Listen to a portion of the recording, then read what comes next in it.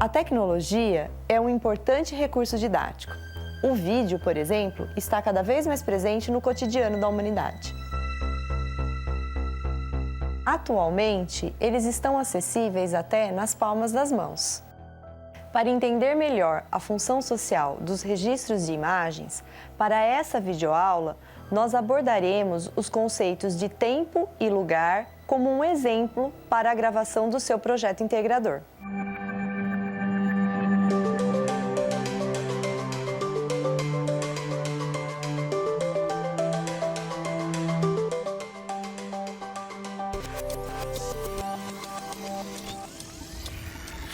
A força da linguagem audiovisual reside no potencial em ser capaz de dizer muito mais do que captamos, chegar simultaneamente por mais caminhos do que conscientemente percebemos e encontra dentro de nós uma repercussão em imagens básicas, centrais, simbólicas, arquetípicas com as quais nos identificamos ou que se relacionam conosco de alguma forma.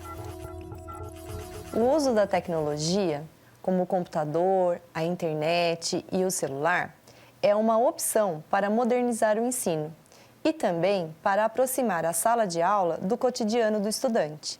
Os vídeos podem ser considerados ferramentas pedagógicas muito atraentes, tanto para os estudantes como para os professores. A linguagem audiovisual desenvolve múltiplas atitudes perceptivas. Solicita constantemente a imaginação e reinventa a afetividade com um papel de mediação primordial no mundo. Essas características, citadas por Morin, são especialmente importantes quando pensamos em atividades didáticas para crianças. Televisão e vídeo partem do concreto, do visível, do imediato, do próximo, daquilo que toca os sentidos. Mexem com o corpo, com a pele, estão ao nosso alcance, através dos recortes visuais, do close, do som estéreo envolvente. Morin, 2000.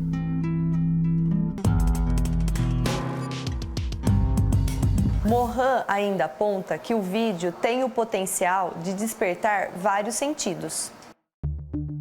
O ver, o visualizar, o ter diante de nós as situações, as pessoas, os cenários, as cores, as relações espaciais desenvolve um ver entrecortado, com múltiplos recortes da realidade através dos planos e muitos ritmos visuais.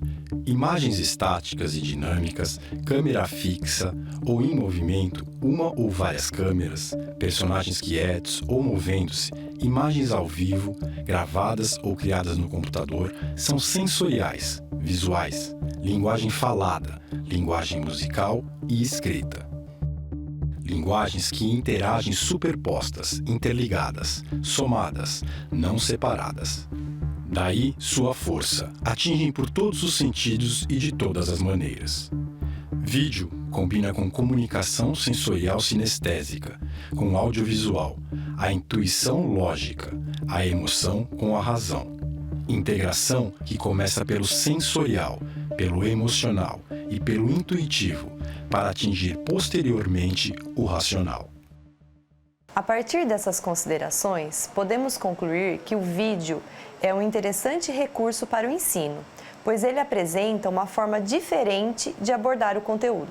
Os exemplos aparecem através de sons, imagens e conceitos que são discutidos e mobilizados a favor da aprendizagem. Como a gente concebe o ensino de História e Geografia? Hoje a gente vai passar por uma nova etapa do nosso trabalho. A nossa aula de hoje, então, é o texto jornalístico e suas linguagens. Com relação à disciplina História e Geografia, por exemplo, é possível utilizar vídeos para entender uma dada realidade em função de um passado. Nesses momentos, as imagens ajudam nas discussões e nos debates. Nesse sentido, o vídeo pode ser utilizado para o desenvolvimento das noções de tempo e de espaço na abordagem dos problemas sociais, econômicos e políticos.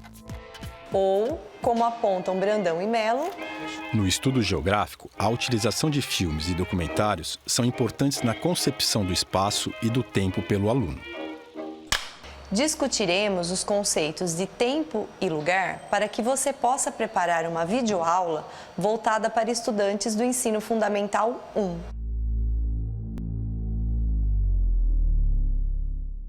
Para tratarmos os conceitos de tempo e lugar, viemos até a Casa das Rosas, uma mansão construída em 1935 em estilo clássico francês, aqui na Avenida Paulista, na cidade de São Paulo. Ela tem resistido às transformações do tempo e do lugar. O conceito de lugar tem sido interpretado de diferentes formas pelas diversas áreas do conhecimento. Uma das definições mais antigas foi feita por Aristóteles. Para ele, o conceito de lugar delimitava o corpo. Séculos depois, Descartes procurou aprimorar esse conceito.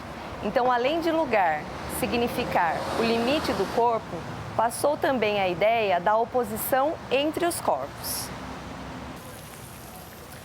A partir da década de 70, com a geografia humanista, o conceito de lugar passou a ser considerado um conceito-chave para a geografia. Esse entendimento acaba sendo atrelado também a um conceito de afetividade, ou seja, a relação de intimidade ou de afetividade que as pessoas têm com relação a determinados locais, como uma rua, uma cidade ou a sua casa. Por isso que é muito comum nos referirmos a alguns lugares como a nossa casa ou a nossa rua. Nesse sentido, associa a relação ou compreensão do ser diante do espaço geográfico. Ou seja, o lugar é o espaço apropriado ou percebido pelas relações humanas. De que me adianta viver na cidade, se a felicidade não me acompanhar? Adeus, Paulistinha do meu coração, lá pro meu sertão eu quero voltar. Ver a madrugada, quando a passarada, fazendo alvorada, começa a cantar.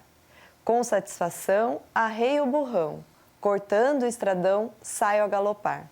E vou escutando o gado berrando e o sabiá cantando no Jequitibá. Nesse trecho da música Saudades da Minha Terra, é possível percebermos a questão do espaço afetivo, uma vez que a cidade grande não está ligada à felicidade, mas sim a um lugar que é chamado de meu sertão, retratando familiaridade, pertencimento e intimidade com esse lugar. O local está relacionado a uma identificação cultural e a geografia se utiliza desse estudo para determinar os conceitos de lugar, que passa a ser relacionado a partir da apreensão humana. Para a geografia, lugar é um conceito científico sinônimo de localização, mas não se reduz a isso. É possível estudarmos os lugares a partir das distribuições espaciais determinadas por questões econômicas, políticas e as próprias relações sociais que determinam as configurações desses espaços. Esse estudo diz respeito aos espaços vivenciados pelas pessoas em suas atividades cotidianas de trabalho, lazer, estudo e convivência familiar. O conceito de lugar acaba se configurando a partir de significados e atribuições que damos a ele, e também ao afeto e à familiaridade que temos com esse conceito. Assim, a rua onde passei a infância, a casa onde vivi, ou até mesmo um sítio que frequentava com os meus pais quando era criança, se configuram enquanto um lugar. Os espaços públicos de lazer e convivência também configuram para a geografia enquanto um lugar.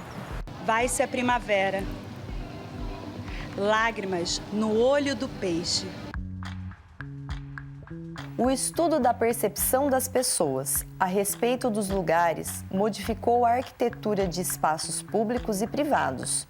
Por isso, hoje, praças, jardins e até mesmo residências apresentam características para se adequar ao que nós chamamos de seu lugar. A Casa das Rosas é um exemplo dessa transformação. Hoje, não são construídas casas em plena Avenida Paulista e nem com essas características.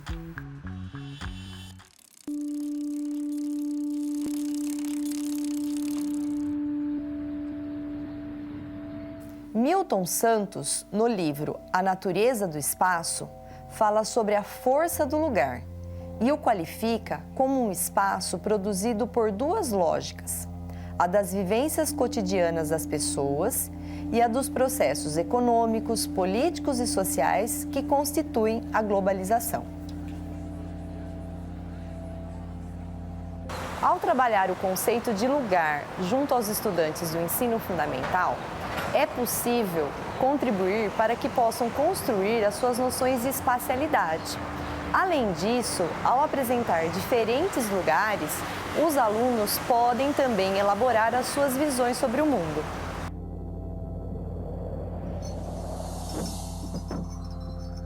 Demonstrar paisagens locais, seja por fotos, imagens ou visitas a praças, parques e outros locais da cidade, aproxima os alunos de lugares distantes ou próximos de seus cotidianos. Uma visita de campo, por exemplo, contribui para essas discussões, ampliando o conhecimento sobre a cidade onde vivem. E os alunos entendem que a cidade é um lugar? Ou ainda, que uma cidade pode ser o seu lugar? O que sabemos dos lugares é coincidirmos com eles durante um certo tempo no espaço que são. O lugar estava ali, a pessoa apareceu, depois a pessoa partiu. O lugar continuou. O lugar tinha feito a pessoa e a pessoa tinha transformado o lugar. Compositor dos destinos, tambor de todos os ritmos. Tempo, tempo, tempo. Tempo, entro num acordo contigo. Tempo, tempo, tempo. Tempo, de acordo com o Dicionário de Conceitos Históricos, significa o estudo das atividades e produções humanas, ou seja, estuda-se a cultura produzida ao longo dos anos. O conceito de tempo também está presente ao longo do nosso dia a dia, mas nesse caso damos pouca atenção, porque sabemos de sua importância. Na verdade, a palavra tempo, em português, pode designar vários significados, relacionado ao clima, quando dizemos hoje o tempo está ensolarado, por exemplo, ou ainda os conceitos que estudaremos nessa disciplina, relacionados ao tempo histórico e tempo cultural. O tempo, enquanto produção humana, é um instrumento de estudo da história, muitas vezes visível através de calendários e da cronologia. Cronologia é a forma de representar os acontecimentos históricos no tempo, o que exige um calendário e uma noção de contagem do tempo. O tempo histórico se configura como uma sucessão de eventos que são dispostos e estudados a partir de uma sequência temporal.